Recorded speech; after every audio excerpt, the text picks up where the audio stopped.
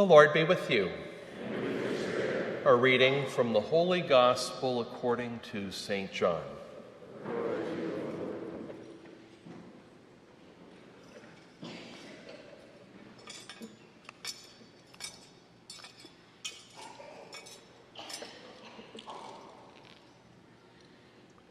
Jesus went across the Sea of Galilee.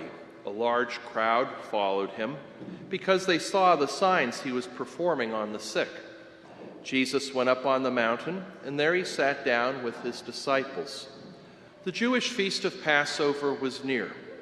When Jesus raised his eyes and saw that a large crowd was coming to him, he said to Philip, "Where can we buy enough food for them to eat?" He said this to test him, because he himself knew what he was going to do.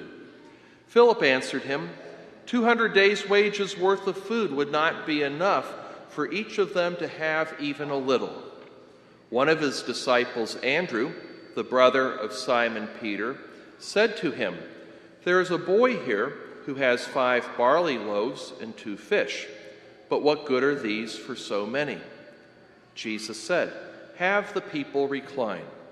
Now, there was a great deal of grass in that place, so the men reclined, about 5,000 in number.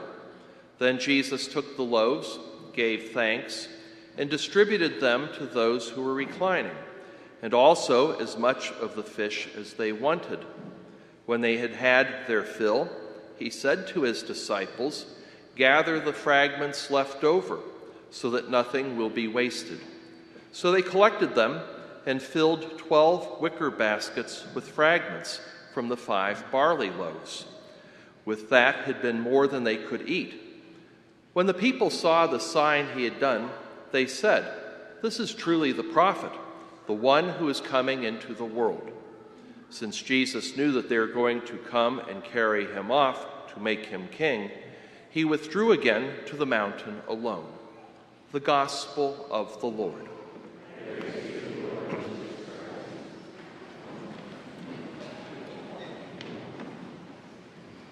1968, 50 years ago, was really quite a year filled with turmoil. Some of us here probably remember. Back in April of that year, Dr. Martin Luther King was assassinated, and riots occurred throughout our nation, including right here in D.C. Sections were burned to the ground. Then in June, Bobby Kennedy, the senator running for president, was assassinated. Then, of course, the Democratic Convention came in Chicago. Riots broke out, all kinds of turmoil. There was this cloud of turmoil caused by the whole Vietnam War, many campus riots and protests. With us, as far as our church goes, there was the misinformation, the misimplementation of the whole Second Vatican Council that caused turmoil in people's lives. Well, in the midst of all of this, Pope Paul VI, on July 25, 1968, released his encyclical Humanae Vitae, which was on the sacredness of human life. He affirmed again the Church's teaching of the dignity of the person, the sanctity of marriage, the sanctity of marital love. He also affirmed again the prohibition against artificial birth control, contraception. Well, that in itself caused so much turmoil. I remember as a kid, Monday nights watching Laugh-In, this comedy show. And there's a picture of Pope Paul VI, and Dan Rowan is in front of it, and he says, "The Pope says the pill's a no-no." Okay. And then on Sunday, the previous Sunday, they had a news show where Cardinal O'Boyle was speaking, preaching at St. Matthew's Cathedral in Washington, and people walked out in the middle of his sermon. Turns out later, the press had staged that. But I asked my mom, and I said, why are people walking out in the middle of Mass? And she said with a big sigh, because they don't want to listen. How true. So my brothers and sisters, 50 years ago, we have this encyclical. Sadly, many Catholics do not even know about it. This is an encyclical, a teaching that many bishops and priests are even afraid of preaching about.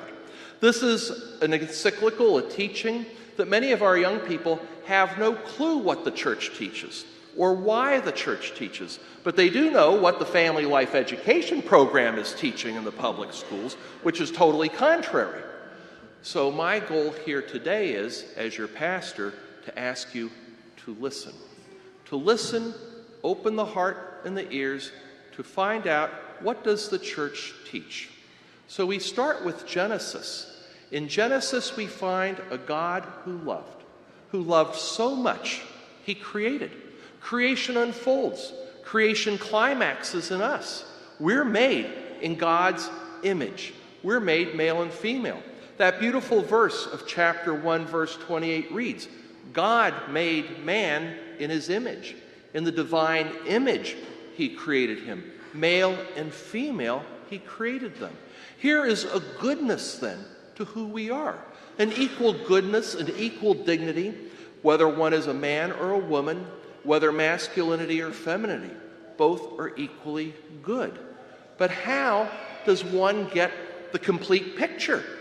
Well, the next verse of Genesis is, God blessed this creation, told them to be fertile and fill the earth. This is marriage. When man and woman become husband and wife, they enter into a covenant of life and love. Our dear Lord Jesus said this in the gospel. He referred back to Genesis, and he said when man and woman become husband and wife, they form an indissoluble bond, and the two become one flesh. So the love then in marriage between husband and wife is one that unites them totally in love as one, but also as one with God. In that love of marriage then, husband and wife may express a love that even participates in creation. This is why conjugal love, marital love, not sexual love, that cheapens it. Marital love, conjugal love, is something so beautiful and sacred. This is really an enactment of the sacrament of marriage. This is an enactment of the vows in marriage, where husband and wife are really saying to each other, yes, I do love you, good times, bad, sickness, and health. I love you without reservation, condition, or any kind of hesitation. They're also saying to God, we are in union with you, and if you will, to bring life into this world. This is a very sacred love, and that's what the church does teach. When we consider it, isn't this the love of the Holy Trinity? The Trinity, one God, three distinct divine persons, but bound together in this love that is faithful, self-giving, free, and fruitful. This is our understanding of marriage and also conjugal love. So for that reason, the church says, keep it pure. Don't add the contraception, the artificial birth control, because then one is not only purposefully denying the procreative aspect, one is denying the unitive. One is saying to the other, and it's really mostly the husband saying to his spouse, the wife, because she's burdened usually with the means, I love you, but I don't give my whole self to you.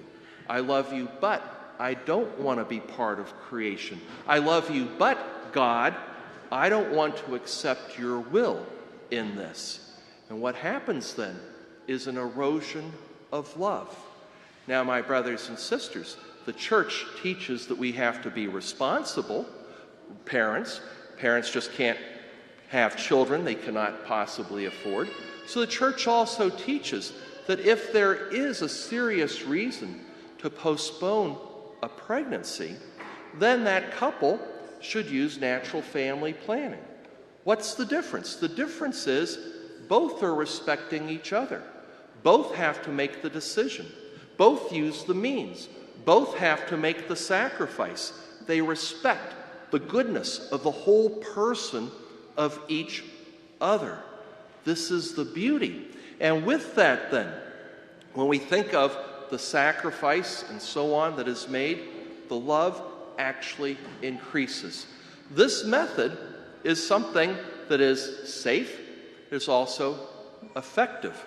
Now, with that said, I could honestly tell you, if I were married I would not want my wife to be taking the pill. Because if you look at the pharmaceutical literature or the physician's desk reference, which I have, you find all these disclaimers that over a prolonged use of time, cervical, breast, ovarian, uterine cancer, blood clots, heart problems, stroke, and so on. And if it's a very long time, even sterility. Look at our world today. I would not want my wife using a certain kind of device. Just this week on the news, Father Scheer and I were watching the news, and there was this story about Bayer Pharmaceuticals and how there's this device called Essure, E-S-S-U-R-E, and how women are suing the company because of what it has done to their health. Have you ever heard this? This is really a degradation of the woman. I would not want my wife involved. I would not want my daughter involved in such a practice. Now, what I have just said is nothing new. This is what the church has taught. This is what the church has believed. In the Old Testament, we find God making that covenant of life and love with Abraham. Part of the goods of that was not only marriage, but even children. It was thought to be a blessing to have children. Then, in the early church, St. Paul, for instance, looks at marriage to give an analogy of the love of Jesus for us. St. Paul describes Jesus as the head, the bridegroom, who gave his life faithfully, freely, fruitfully, self-sacrificingly for us, the church, the spouse. The church also, in that period of Roman persecution, declared unjust, immoral, abortion, infanticide, and contraception. The Romans had it. And this was the consistent teaching. Even Martin Luther, John Calvin upheld the teaching on the sanctity of marriage and conjugal love. It wasn't until 1930 when the Episcopalian Church allowed the exception. And that was for families that saw a need to limit children. But several of the bishops warned that if we do this, if we allow circumstances to justify the morality, then we'll be able to justify anything. And how true. So my brothers and sisters, think for a moment. Pope Paul VI prophesied back in 1968 that if we allow a change, if we change the church teaching, this contraception would lead to marital infidelity, a lowering of moral standards, a lack of respect for women, and the empowerment of public authorities to regulate the lives of others. Think. The prophecies are true. The divorce rate has risen from 9% in 1960 to 50% now. Those who use NFP, though, those who use natural family planning, 1%, even less, because they talk to each other, they decide together. 98% of abortions in our country are done simply because the child's unwanted. So if the contraceptive didn't work, we have to take the next step. The number of couples living together outside of marriage has risen 12-fold since 1990. Marriage isn't important. It's about sex. 1 in 5 teens have contracted a sexually transmitted disease. That is awful when we think about it. Pornography, which truly degrades the person, is a $97 billion business. 35% of all internet downloads are porn. Porn sites have more traffic than Netflix, Amazon, or Twitter combined.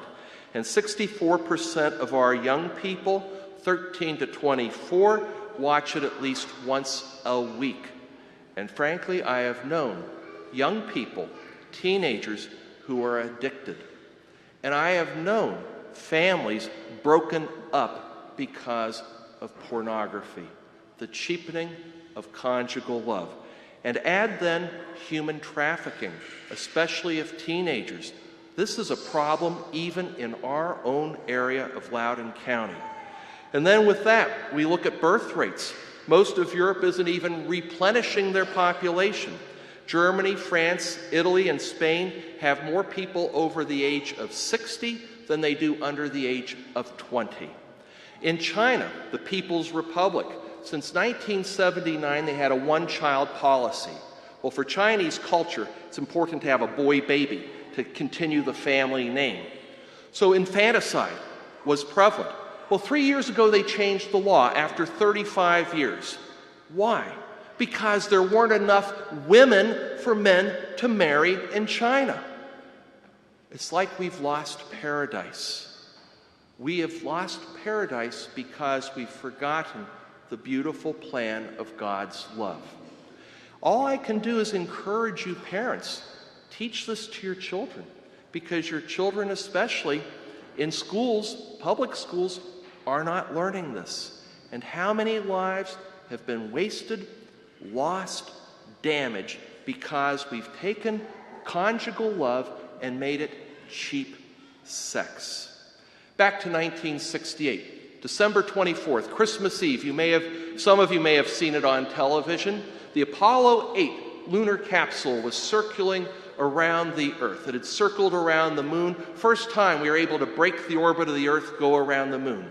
Well, Commander Borman, on that eve of Christmas, read from Genesis, and he began, "In the beginning."